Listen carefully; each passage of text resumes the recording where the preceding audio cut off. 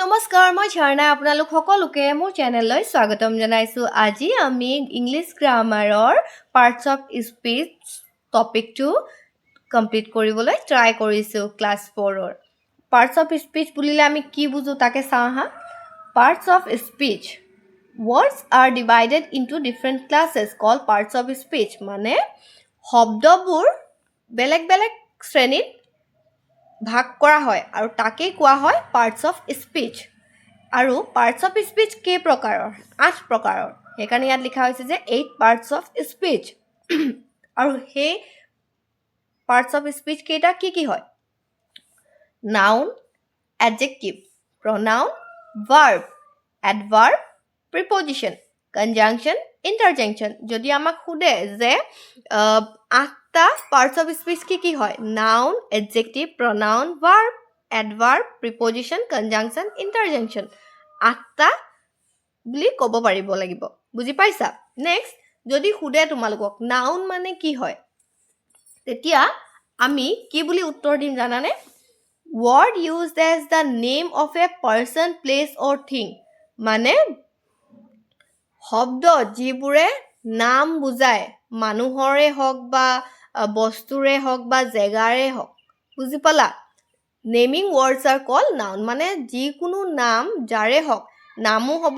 মানুহৰো নাম হ'ব পাৰে বস্তুৰো নাম হ'ব পাৰে বা জেগাৰ নামো হ'ব পাৰে তেনেকুৱাবোৰ শব্দক কি বুলি কয় নাউন বোলা হয় হা ধৰি লোৱা example Akbar was a great king বুজি পাইছানে Akbar was a great king এতিয়া ইয়াত নাম কোনটো বুজাইছে বাৰু আকবৰ হয় নাই বাৰু হেকাৰণে আমি কি বুলি লিখিম Akbar was a great king বুজি পালা আৰু দুটামান এক্সেপচনেল কৈছে যে word also includes things like মানে শব্দ কিছুমান এনেকুৱা বস্তু ইনক্লুড কৰে যিখিনি all objects that we can see hear taste touch or smell কৈছে যে এনেকুৱাখিনি অবজেক্টসও আমি নাউনত ইনক্লুড কৰিব পাৰো যিখিনি আমি দেখা পাওঁ শুনা পাওঁ বা টেষ্ট কৰি পাওঁ চুই পাওঁ বা গোন্ধ লৈ পাওঁ বুজি পাইছা আৰু নেক্সট কৈছে something that we can think of but cannot be perceived by the senses কৈছে এনেকুৱাখিনি বস্তু আমি ভাবিব পাৰো যিখিনি আমি ধৰা ধৰি পেনে নোৱাৰিব পাৰো কিন্তু আমি নিজৰ মানে সেন্স নিজৰ এটা সেন্স থাকে ন মানে কিবা এটা পাৰসিভ কৰিব পাৰি বুজি পাইছা সেন্স কৰিব পাৰি যে ওকে কিবা এটা হৈ আছে তেনেকুৱা বস্তুখিনিকো কি বুলি কয় নাউনত ইনক্লুড কৰিব পাৰে বুলি কৈছে নেক্সট এডজেক্টিভ মানে কি বুজো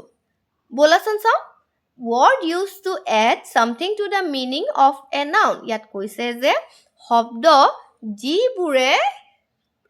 কি বুলি কয় নাউনক কিছু অৰ্থপূৰ্ণ কৰি তোলে শব্দ যিবোৰে নাউনক অৰ্থপূৰ্ণ কৰি তোলে হেবিলাককে কি কোৱা হয় এডজেক্টিভ বুলি কোৱা হয় যেনে example he is a brave boy শুনিছানে বয়টো হৈছে নাউন বুজি পাইছা কৈছে he is a brave boy ইয়াত এডজেক্টিভটো কোনটো হৈছে brave বুজি পালা মানে এই লৰাটোক মানে কি কৈছে অৰ্থপূৰ্ণ কৰিবলৈ এটা শব্দ ব্যৱহাৰ কৰা হৈছে হেতুকে কয় এডজেক্টিভ ইয়াত এই বয়টোৰ আগত যিহেতু ব্ৰেভ লগাইছে এই ব্ৰেভ শব্দটোৱে কি বুজাইছে এডজেক্টিভ মানে নাউনটোক অৰ্থপূৰ্ণ কৰি তুলিছে বুজি পাইছা নেক্সট প্ৰনাউন বুলিলেনো আমি কি বুজো প্ৰনাউন হৈছে তেনেকুৱাবোৰ শব্দ যিবোৰ শব্দ নাউনৰ সলনি ব্যৱহাৰ কৰা হয় হেকাৰণে ইয়াত লিখিছো যে word used instead of a noun is called a pronoun মানে শব্দ যিবোৰ আমি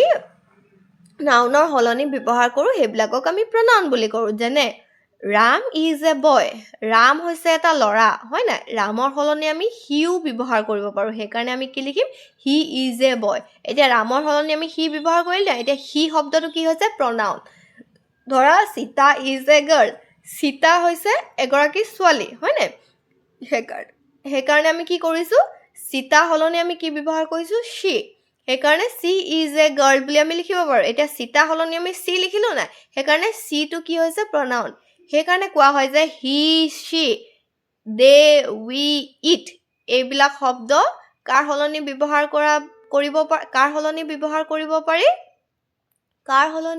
কৰিব পাৰি নাউনৰ হলনি বুজি পালা আৰু হেবিলাক শব্দকে কি বুলি কয় pronoun হেকাৰণে ইয়াতে লিখি দিছো ধৰা he she they we it এই শব্দকিটা কি বুলি কোৱা হয় pronoun বুলি কোৱা হয় বুজি পাইছা এতিয়া এক্সাম্পল হিচাপে আমি কি লিখিলো the books are where you left them ইয়াত they বদলি them আহি যাব বুজি পাইছা the books are where you left them মানে কৈছে কিতাপখিনি হেখিনি হয় যত নেকি তুমি এই থৈ গৈছিলা হেকাৰণে ইয়াত them টো কি হৈ গৈছে pronoun বুজি পাইছা নেক্সট verb বুলিলেনো আমি কি বুজো যিবোৰ শব্দই কাৰ্য কৰি থকা বুজায় হেবিলাককে কি বুলি কয় verb বুলা হয় যেনে ইয়াত লিখা হৈছে সোৱা word to express an action or state বুজি পালা যে শব্দ যিবোৰে action বুজায় বা কাৰ্য কৰি থকা বুজায় হেবিলাককে কি বুলি কয় verb বুলি কোৱা হয় example the girl wrote a letter to her cousin ছোৱালীজনীয়ে এখন চিঠি লিখিছে তাই ভনিয়ে কলে ইয়াত লিখি থকাটো কি বুজা হয় verb হেকাৰণে ইয়াত কি কৈছে এই wrote শব্দটো কি হৈছে verb adverb বুলিলেনো আমি কি বুজো word that adds something to the meaning of a verb an adjective or another adverb is called an adverb ইয়াত কোৱা হৈছে যে যিবোৰ শব্দই verb adjective adverbক অৰ্থপূৰ্ণ কৰি তোলে হেবিলাক শব্দকে adverb বুলি কোৱা হয় এতিয়া এক্সাম্পল হিচাপে তিনটা এক্সাম্পল লৈছো ইয়াতে চোৱাচোন কেনেকৈ আমি লিখিছো প্ৰথমটোত লিখিছো যে he walked the sum quickly হা he walked the sum quickly বুলি লিখিছো এতিয়া লৰাটোৱে অংকটো জলদিকে কৰিলে হয়নে এতিয়া walk টো হৈছে verb হা এই walk টো হৈছে verb আৰু কিমান কেনেকৈ কৰিলে জলদিকে কৰিলে হয়নে হেকাৰণে quickly টো কি হৈছে adverb মানে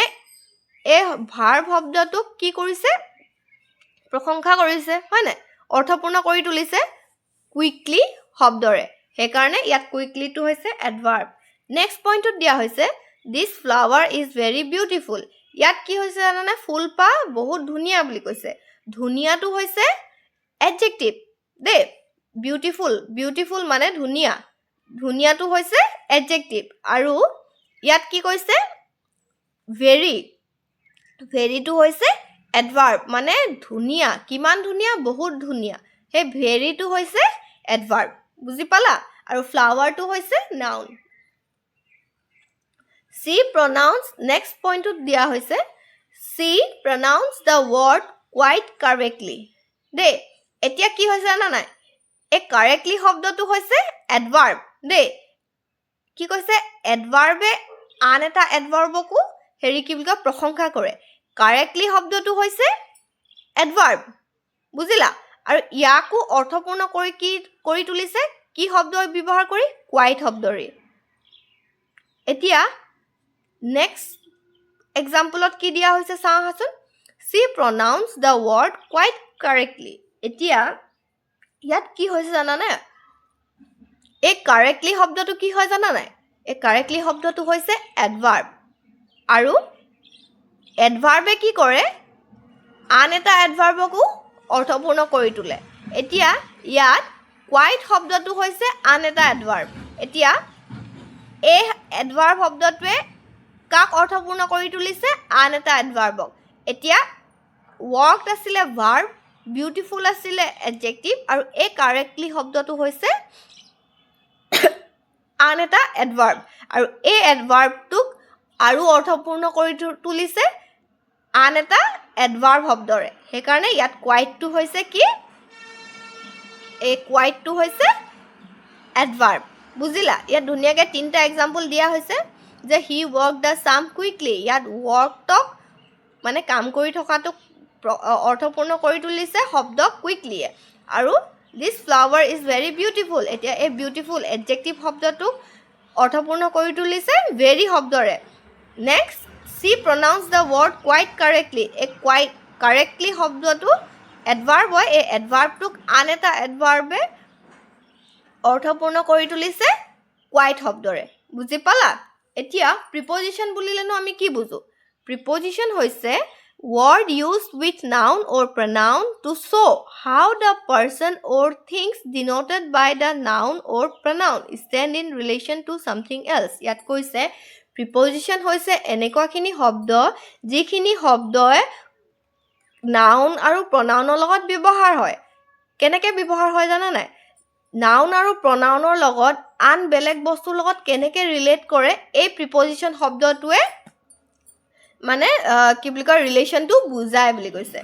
ইয়াত হেকাৰণে কোৱা হৈছে যে word used with noun or pronoun to show how the person or things denoted ইয়াত কোৱা হৈছে যে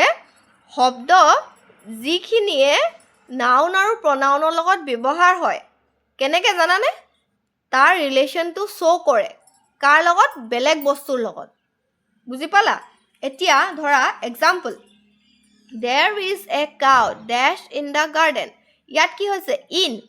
there is a cow কাউটো হৈছে noun হয় না এতিয়া নাউনৰ লগত বেলেগ শব্দখিনি কেনেকে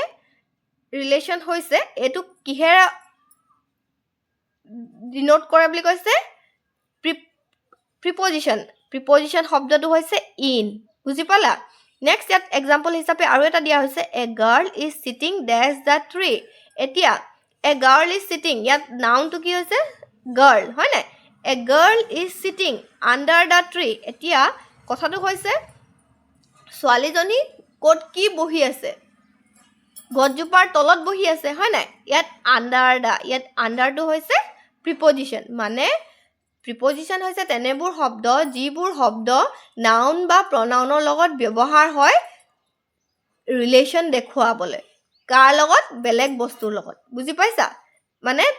হে নাউন আৰু প্ৰনাউনৰ লগত বেলেগ বস্তুবোৰ কেনেকৈ ৰিলেট হৈ আছে কেনেকৈ ৰিলেশন হৈ আছে হেতু এই প্ৰিপজিশন শব্দটোৱে ডিনোট কৰে যেনে in under beside across over হে শব্দবোৰ প্ৰিপজিশন হয় নেক্সট কনজাংশন বুলিলেনো আমি কি বুজো শব্দ যিবোৰে যিকোনো